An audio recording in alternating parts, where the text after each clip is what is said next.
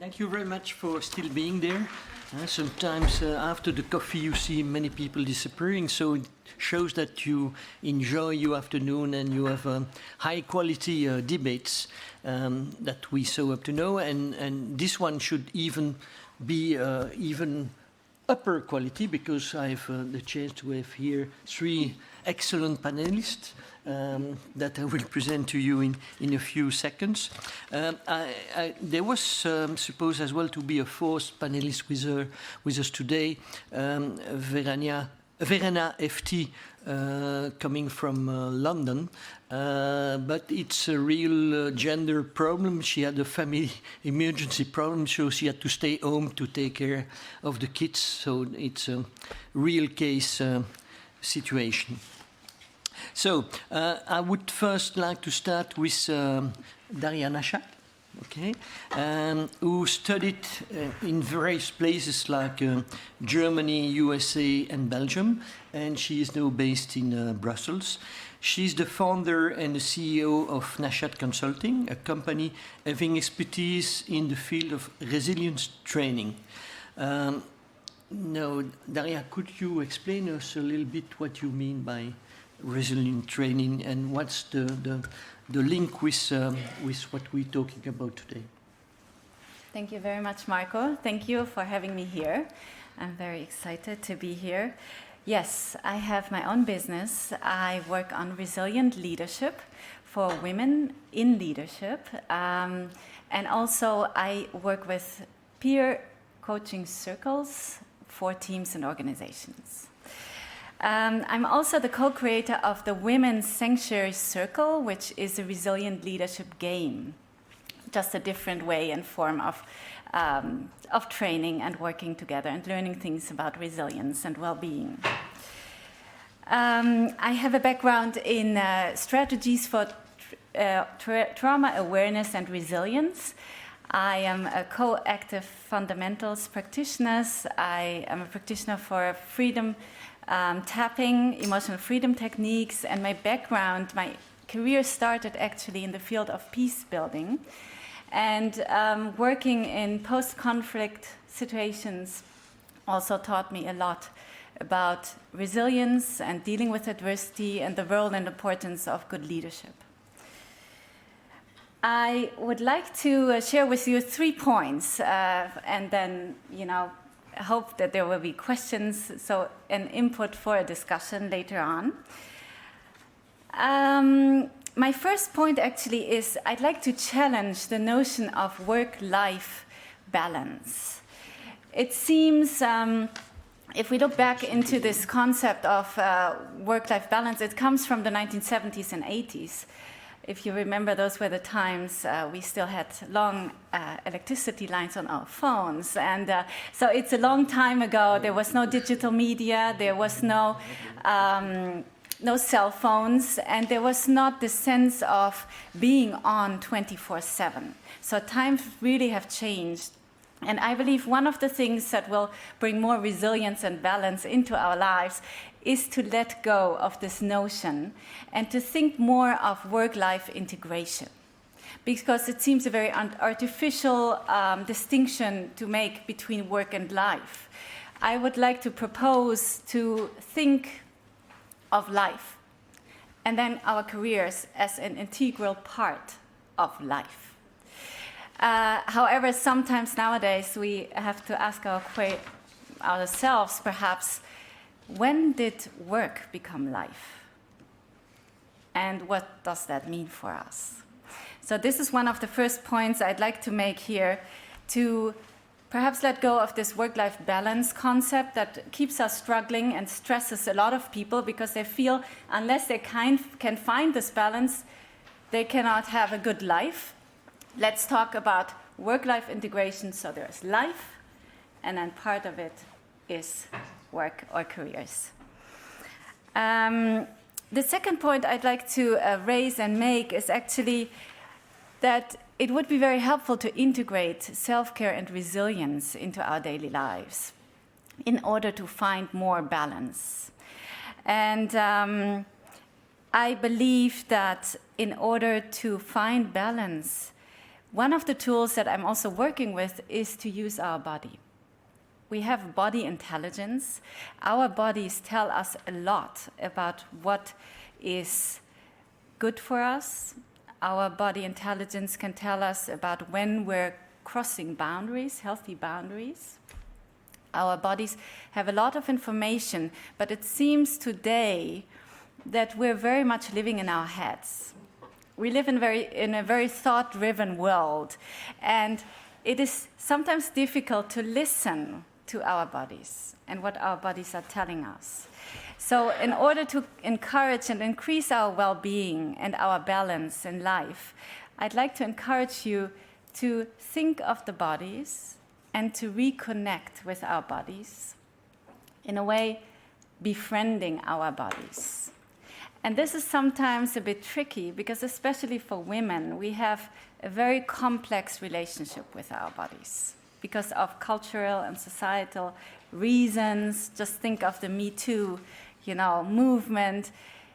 Our bodies are often, the reason for certain stereotypes, for shaming, and it is really sometimes a first feeling uncomfortable, perhaps, to reconnect with our bodies. I'd like to just give you one simple way, if you're interested. Just try it out. Every day, 3 times, just take the time for 5 deep breaths. Breathing in through your nose and out through your nose. In the morning, during lunchtime, in the evening, 5 deep breaths, and just notice and tune into what your body is telling you, and just see if that already makes a difference. That's my second point.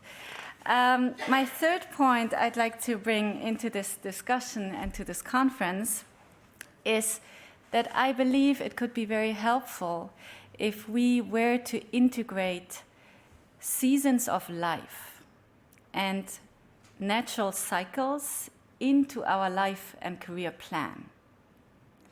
What do I mean by that?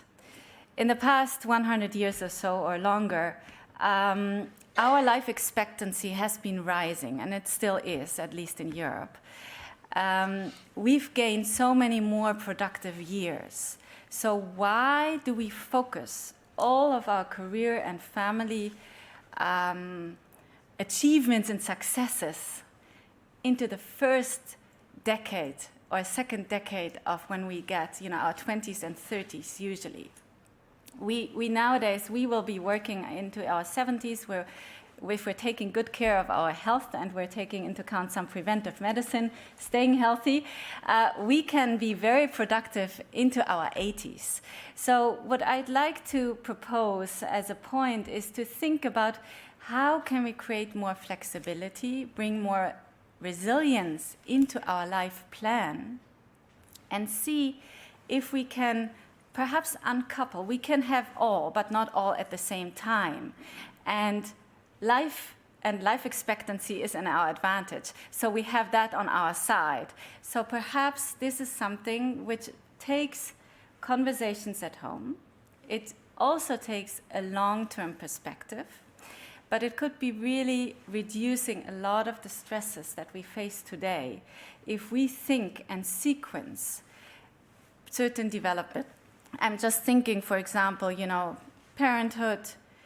We then have a phase of midlife. A lot of people experience it, have perhaps new ideas about what they want to do. We have menopause for women, which is an important phase again. We might have later on a phase where we take care of sick parents or elderly parents or other members.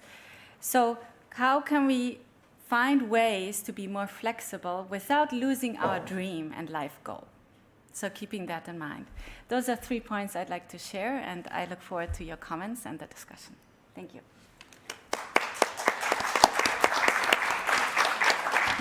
Thank you very much, Daria.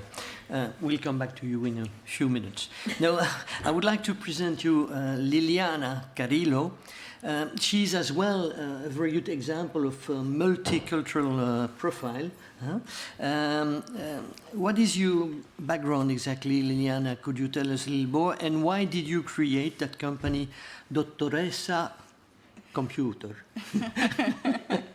Is it the right accent? It's Okay. right, yeah. Grazie lei. Thank you very much. Well, I created Dottoressa Computer to actually very clearly say that I was a woman working with computers.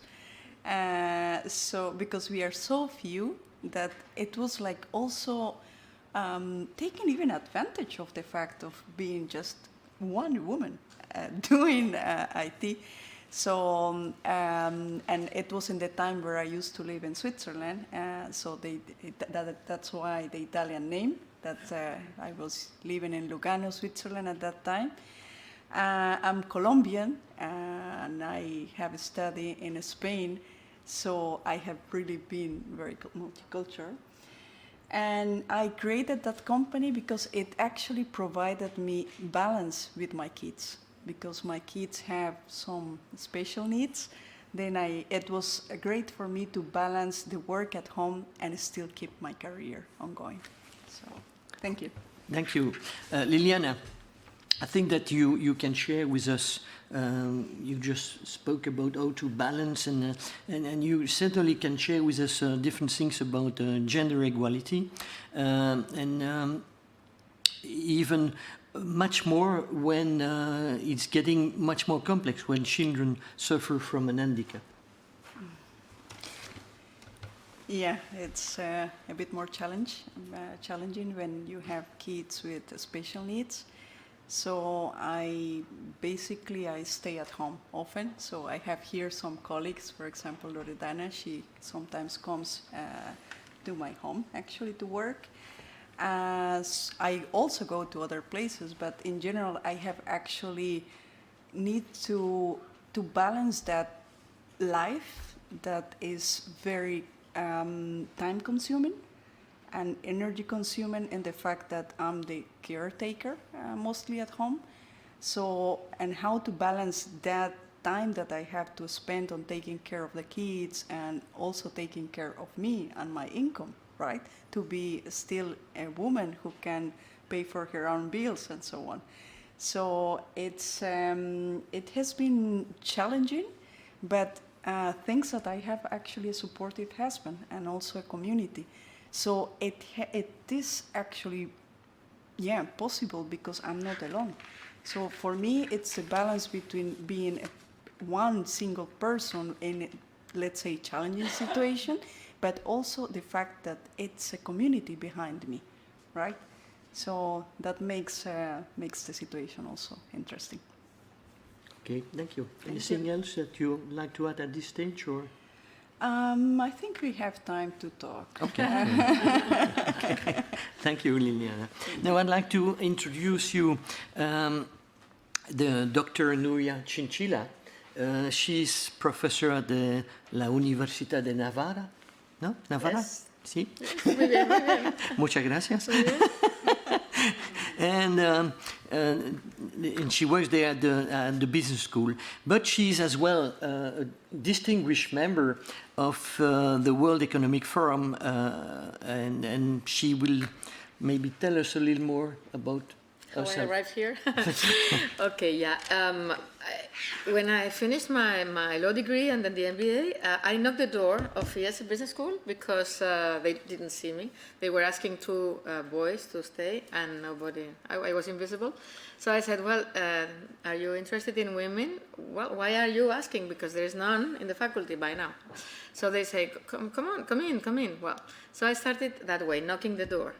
And, well, trying to decide negotiating how much money will I take, no? Because they wanted me to have less money than the boys, saying that I would, 1984, because I was a second salary. Okay. Then I said, no, thank you. I will have the same as the others, and then later we will see what happens. Okay. So, but this is just to start with what I did next. I didn't want to do anything with women. I said, no, I'm the only one that will be like a ghetto, just making research for women, one woman alone. I didn't want to do that, even though the dean said, well, you should, and I said, no, thank you. So after 10 years, she died in a car accident, and then I finally saw that this was really important, and I started making some books. One is La Mujer y su Éxito, then Female Ambition, and then Emprendiendo Femenino. And then I said, okay, only women? No, we have to go hand in hand.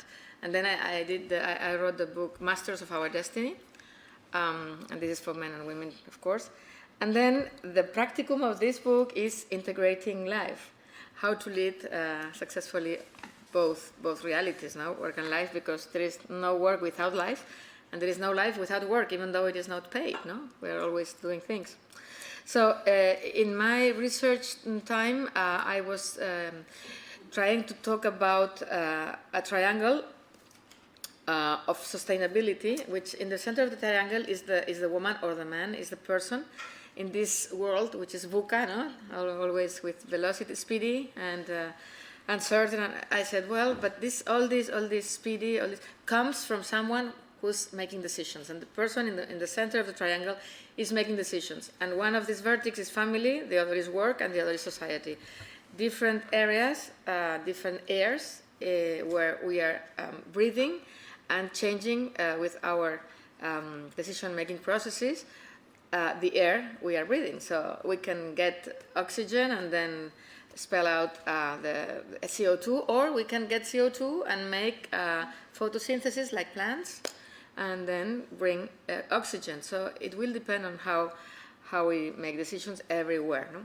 So knowing that diversity means that there is no person equal to the other. We are all unique and irrepeatable, but biology is biology. And in the first weeks of the embryo, or we are XX, either, or we are XY. And in that moment, this is the neurology, the last studies say that we are developing our brains at that time. So women have a smaller one. Who cares about size? No? But the functioning is also different, because in the middle, in the cuerpo calloso, we have everything is connected, and in the case of the men, it is not as much connected, the emotions with the intellectual side, no, the left side and the right hand. So this brings us some glasses to look at reality which are really different.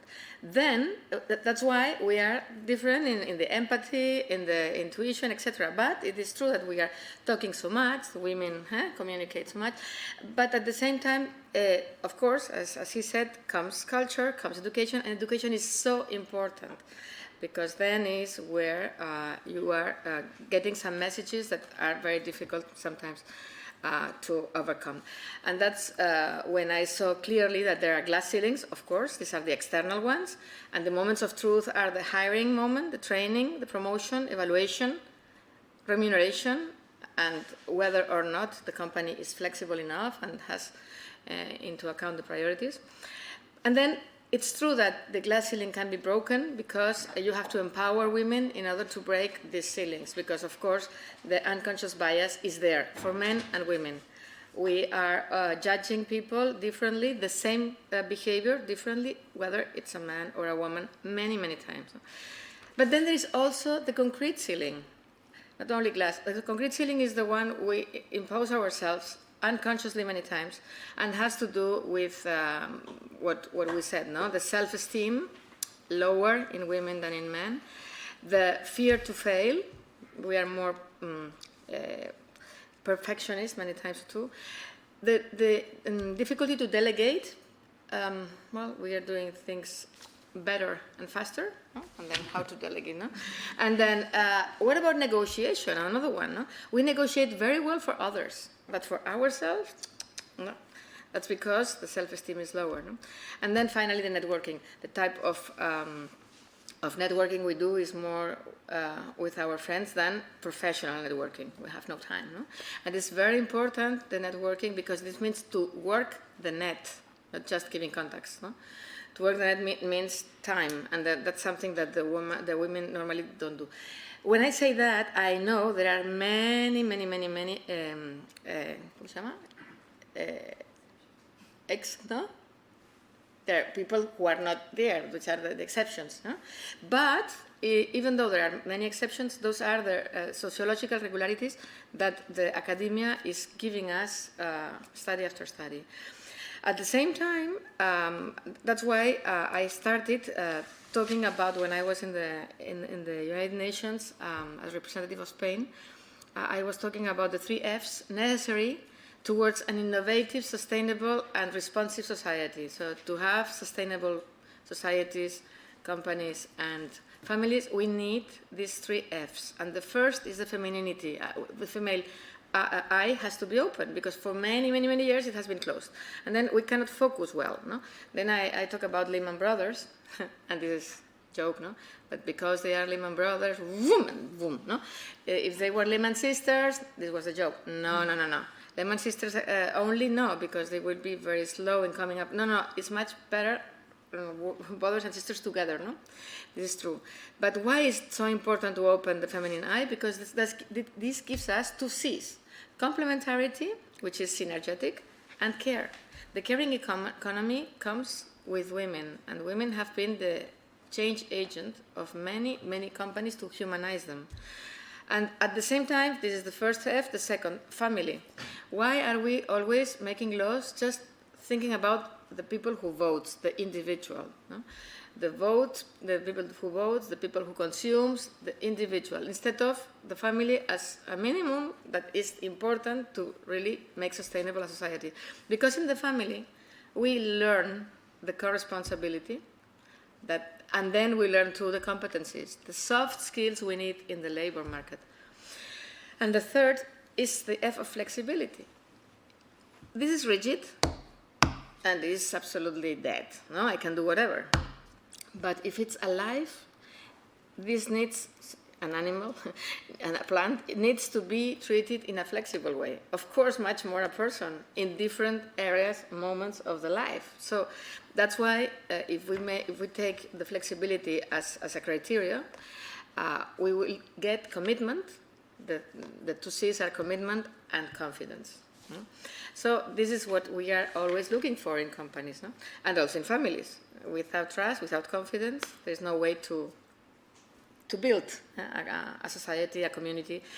So that's why I started with all this, with women, but also men, and that's why we now have a program which is Women and Leadership, also in a blended program, just to arrive everywhere, because we need many times that people are aware of these ceilings and how to overcome them.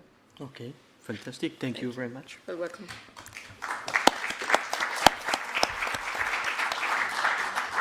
Nuria, you just spoke about brain development, huh? And recently I talked to a gentleman. He's an engineer, and we talked a few minutes together, and he was always saying, I want to be logical and mathematics and all those things, all coming from the left side of the brain. And in fact, he's been developing the left side of the brain so much that he was always a little bit like this. Poor guy. Okay. Now,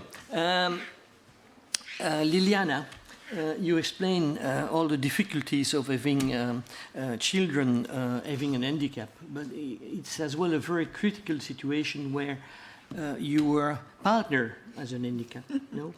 Yeah, indeed. It's and to make clear, it's a challenging handicap because it's not visible. So they look like you and me, and even more beautiful. They are wonderful. You don't hear me? Okay.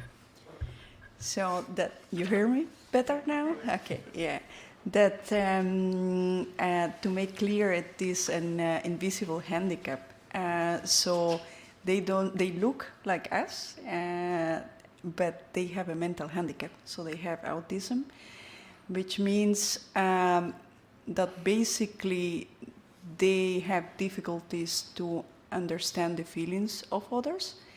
It doesn't mean that they don't feel, but it means it's difficult for them to communicate with others or to see that, for example, from here I see that some people might be interested in what I'm saying and some other people not. for example, the verbal communication, it's very challenging for them. The non-verbal communication is very challenging for them. So it has brought difficulties in my life, but it has brought also a lot of gifts. So I'm going to talk about the gifts because that can probably help others. So, and it's actually work and life and how it can go from one side to the other and actually help each other. So from a background, I'm a computer scientist and we work in software with agile methodologies. So basically planning in a very clear way and dividing tasks among the group. That is what we do in that kind of project management. So basically, the core responsibility that you were mentioning, it's really touching that part. Like, because they have difficulties to see when I'm overloaded, because I take care of everyone, but they don't see who is taking care of who, or who is sad, or who is happy. Then all those things have to be very clear, made very clear. So I use a Kanban board that comes from technology. And basically there I post like tasks and things like all the planning of the house to make it equal. So they support in all the decisions. So we basically have a daily meeting about feelings just to tune in with everyone. So because they don't see what is happening to the other, then they actually hear it. Because they are also at the same time gifted, they can compensate with their brain what they don't really feel from the other, right? So then we have basically routines that are copied from software companies. So we have a daily meeting for feelings to tune in, so to hear from each other how everyone is doing. So like that they know, okay, my sister hasn't slept very well today. She might be a bit upset or triggered easily. So then that is a recipe actually for a person with autism, because basically for a person with autism, you need to do recipes. Like if you are in trouble taking your bath, call your mother, you know? And basically that is computer science, making recipes and making flows for everything. So that is what I do at home. We do collective decision making. So it has also become part of my work to do collective decision making and to distribute power, distribute tasks, and so on. And the other part has been nonviolent communication.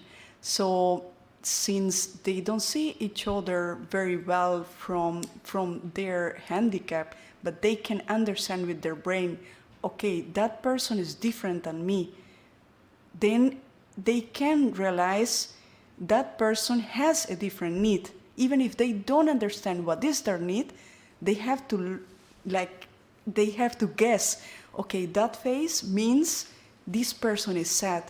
But if they're mistaken, it's very challenging. So it has been also going into nonviolent communication and actually using methods also from that world to understand the needs of every person and to tune in with the body. What is my body telling me right now? Is my body telling me I have a stomach pain and that means that I might be upset? Or does it mean that I'm angry? Or does it mean that I'm hungry?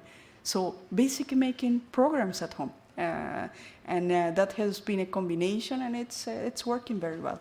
So I would suggest even to other families to, for example, look into agile project management, it's called, and to make all the tasks of a home very clear in a way that you assign a person per task and everyone is happy till that task is done.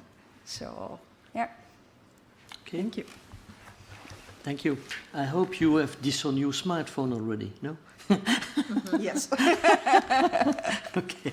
No, Nuria, I think one of the conclusions of this very interesting seminar today is that education plays really a major role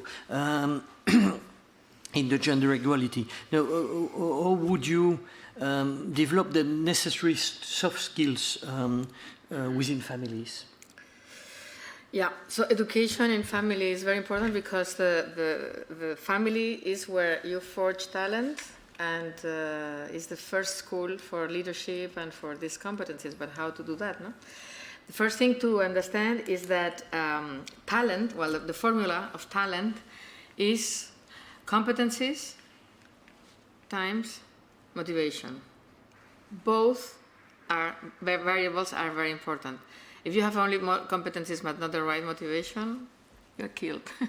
And if you have only motivation but no competencies, either. So we need to have both. So and then to become responsible, that means to be able to respond first to the self-knowledge. First of all, to have possibility that they understand that they are different, one another, or women or girls or whatever, but they are different and unique. And then if they know themselves with competencies and areas for improvement, then they have to discover what are they here for, which is very interesting, the purpose of life for them. And then even though they are small, you can start trying to understand why are we here, what for, which is my potential. And then also to develop, to thrive girls, for instance, with the negotiation skills. And there is an interesting study that has been done in one of in Africa. I don't remember now the country, but it was very interesting because the girls aren't aware of the potential of negotiating with the family, and the family say, "I have no money, you cannot go to school." No? But then with a very interesting way to make them negotiate in the family, finally they are able to sell some things before going to school and then paying the school, so etc. Just to thinking out of the box. So this has been a very interesting way to educate them, not in the family, but to treat the family in a way. No? And then there is another very interesting one, which is with 29 countries in all over the world, has been done by Professor McGill from Harvard Business School. And he said that the role modeling of mothers, how you make the girls and the boys more equilibrated genders or less or more traditional gender attitudes, and depending on also whether you are working outside home or not, these girls and boys will be different in the way they will treat the others, no? Or even the life. How much time you will be outside home or inside home making the hour per week at housework, no? So women raised by employed moms spend approximately 1 hour less per week in housework, and men raised by employed moms spend approximately 50 more minutes per week caring for family members. This is a very huge study in 29 countries. Not bad. This is the role model. The role model of men and women also, father and mother are very important. No? But and then when they discover also as father and mother their mission, their personal, family, and professional purpose, no? Then they see the couple purpose too, and then the family purpose. When you start talking with your children as a community and say, okay, which is our purpose as a family? Of course, when we start thinking, it's very clear. We want to become happier. Of course, that's why we are here. And then always when we make decisions, it's because we want to become happier. It's interesting to make them think, well, what does this mean? How can I do that? And then interesting enough to see that we are, of course, capacity to understand, to the knowledge, and capacity to love. So we have to develop at maximum the capacity to understand the life, the world, how the planets are functioning, and also to be able to love. So if you have this with the children as a mission and it's in the fridge, then it's easier, the education, because everything has a purpose. Everything. Even just to order your or make la cama, the bed, no? And it's because of you, not because of me. I don't care about the bed. It's because of you. You will be happier if you are able to, etc. So this is the way in which we can, in small things, in ordinary life, to make our children much more responsive to the small community, which is the family, and then the bigger community, which is social, is the friends and or whatever, or the elder, no, at home. Okay. Thank you. Thank you. Very interesting. I like the link that you make between understand with the brain and understand with the heart. When I teach cultural intelligence, I always use something that Nelson Mandela said. And I recommend to all the people I work with that when they go to another country, to another culture, that they learn how to say hello, or are you, thank you, just a few words. I can do it like this in about 35 languages. And what is the difference? When Nelson Mandela said, if you talk to someone in a language that he understands, you speak to his brain. But if you speak in his native language, you speak to his heart. And that makes the difference. And believe me, if you can say, hello, how are you, in the language of the person, immediately you're making a very good, excellent first contact. You're giving a very good first impression. No, I would like to stick again to the gender equality. And Daria, I think that you have some good other ideas to show us how to progress on this issue. Thank you. I'd like to share 3 examples of 3 things. One more on the awareness and 2 practical things that perhaps we can all do that I would like to propose here in order to advance gender equality. How many of you know that if you are a woman driving a car and you get into a crash, you have a 70% higher risk of getting injured? Yeah. So what I would like, my first point is that we urgently need to close the gender data gap.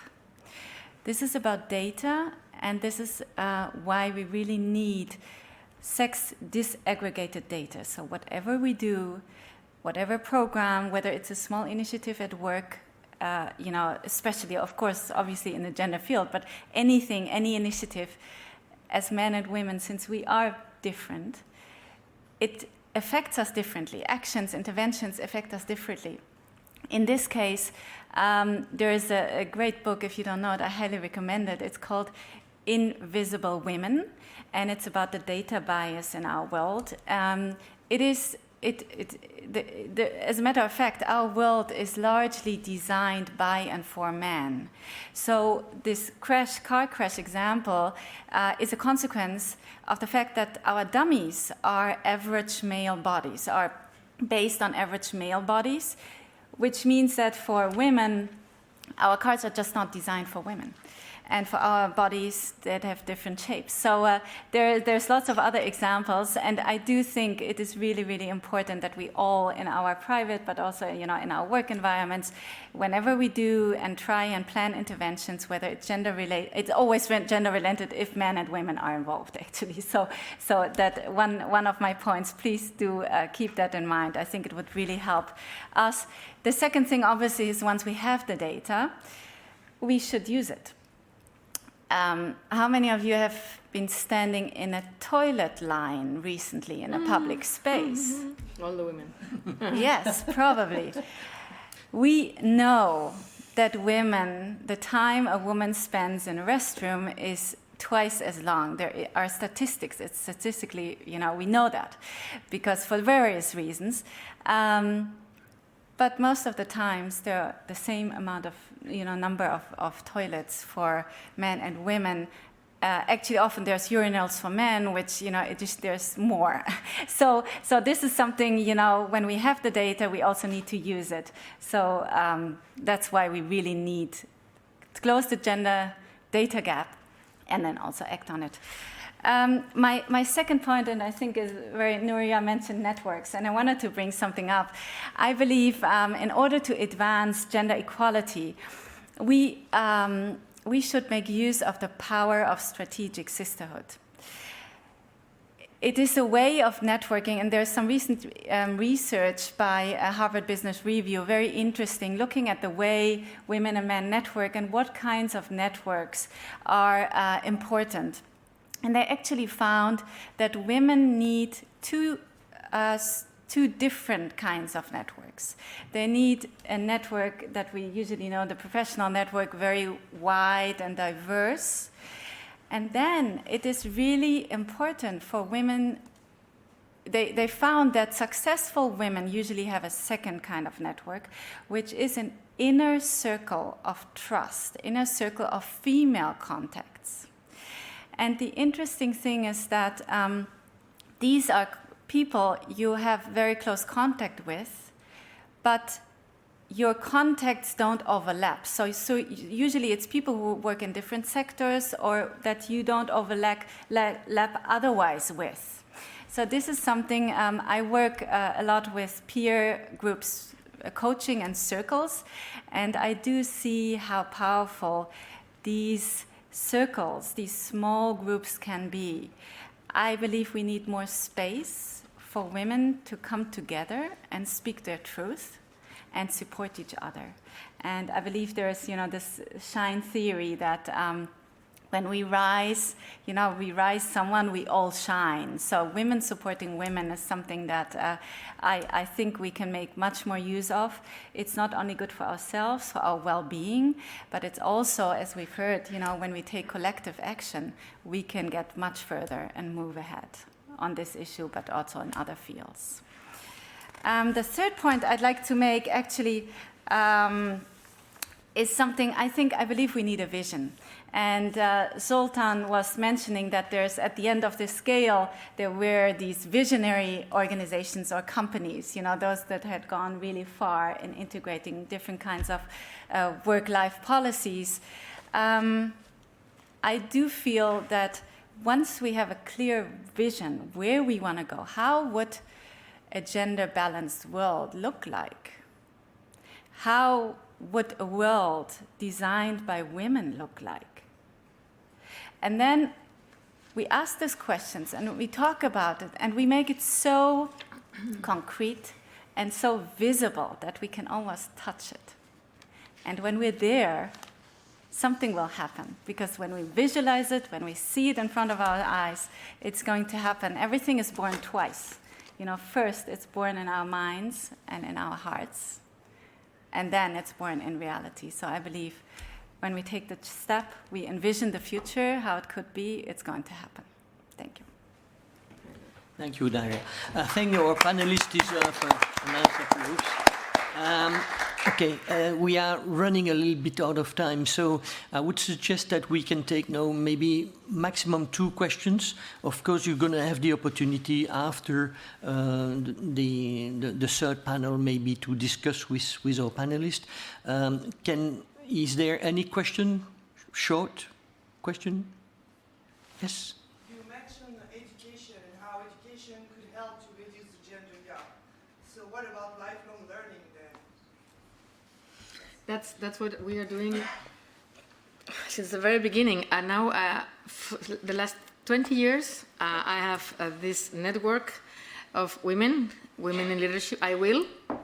It was not only I can, but I will. IESE Women in Leadership Lounge at IESE. And we have this because they want to learn, they want to meet, they want to share, and they want to thrive. And they want to become more feminine and not mimetize the men, because the labor has been, the companies have been thought by men and for men of the last century, and that's what's going on. No? That's why, but I started because in the 1990s, the Professor Juan Antonio Pérez López, the Dean of IESE, said, if the 21st century works, it will be because women will have a much greater say in the organization of society, which is in a deplorable state, ill-conceived and bearing the brand of a decadent and absurd rationalism. And this mission will be only accepted by women if it does not lead to their dehumanization, etc. No? So I think this is very clear. So it has been a very clear vision, very inspiring words of this person at that time. But today is what we are living. The woman has been agent of change, as I said. Being together makes us stronger and makes us capable of changing reality. That's why we need some critical mass in different communities, not only in the companies, also in other places, in the politics, etc. And that's why also we have this I Will index, which is we have the 4 types of leadership: personal, political, business, and social, in different OECD countries, in the 34 OECD countries, OECD, and to see how different countries are going up or down depending on different types of leadership for women. It's very interesting because, for just very short, Spain, number 2 in personal leadership. We are very high in education, in inventors, copyrights, in entrepreneurs. In political, we are 7 of 34, 7. In business leadership, we are 25. Boom. Why? Because also there are no many women in the CEOs, of course, and in the boards. No? But why? Because also is low the social leadership, then 29. We have no support of companies, but not only of companies, of the government. We are not being supported as families either. So it's a mess. No? So this is why I think you're right. We have to network better and much more. Thank you. Thank you, Nuria. Maybe another question? Yes. Okay. A question to Daria. I like very much, in particular, the first part of your intervention. In my own words, I would say what you're proposing is to bring the individual back in, right? Yourself back in the system, right? In particular, yourself in the perspective of the longer life cycle, your deeper needs, the different stages of life, and so on. I find it great as a perspective from the bottom-up and individual perspective. But my question to you is how, in concrete terms, could the hub, perhaps, or could organizations, top-down, and managers of firms, of universities, employers, how could they possibly include this approach? Mm-hmm. So how could this individual, let's say, empowerment, meet another logic top-down?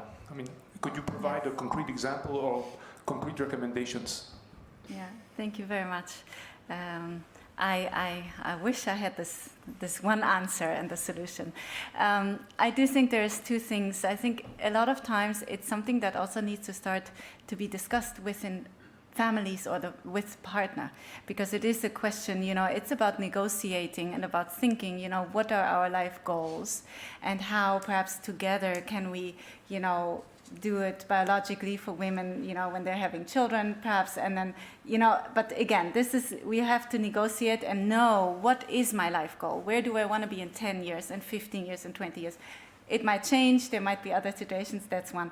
And then also, I think creating space for the discussion. Our systems need to be more flexible. We need diversity, we need different talents, we need different views, thinking outside of the box. So just by starting, so I think if companies or the hub or, would create space to think, how can we live our lives differently? How can we make them more resilient? I mean, everybody's talking about resilience, but this is what it is. It is dealing and adjusting and living actually more in tune with natural cycles and seasons of life. I don't know if that answers it, but perhaps some start. Yeah.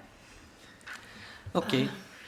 I have an example here. Great. So the typical one, which is consulting, no? Which is very difficult to change a consulting firm because in the how is it structured, it's impossible to have time to anything else which is not to work. Well, in this consulting firm, across 20 years, it has been practicing cycles of analysis and action to really start having this point of view of gender, fostering collective and individual action. And then they are always better in the women partners than relatively to the competitors. And how? The analysis was aiming at understanding what's going on, which are the reasons why, ensuring relevance and buy-in, and this is from up top down, no?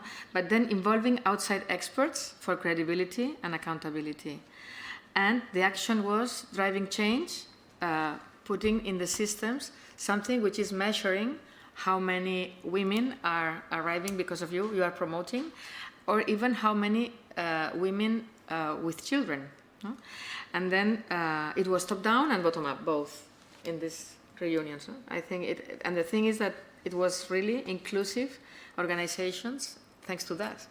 And the gender was, and then there was another thing, which is the Peter's principle. You know that, no? Peter's principle in the company means that you always arrive to a moment where you are incompetent, no? And you are promoted to the incompetencies, no? But then we can talk about the Paula's principle, which is that Paula is not arriving to the moment of competence because they don't allow her to arrive. No? Just for you to remember. Peter's principle is known by everyone. Paula's principle, I think nobody's talking about, but also interesting. No? Yeah. Thank you. Well, thank you to the three of you. Welcome. Time to go. Now I'm supposed to give the word to the third panel, but I noticed that the leader of this panel, Jean Arnaud, just escaped a few seconds ago.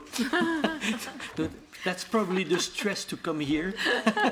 Yeah, believe me, it's very stressing to be here in the light and all that audience in front of you. I hope he's going to come back. Flies. And maybe already the members of this panel can come here, and I'll go and look for him.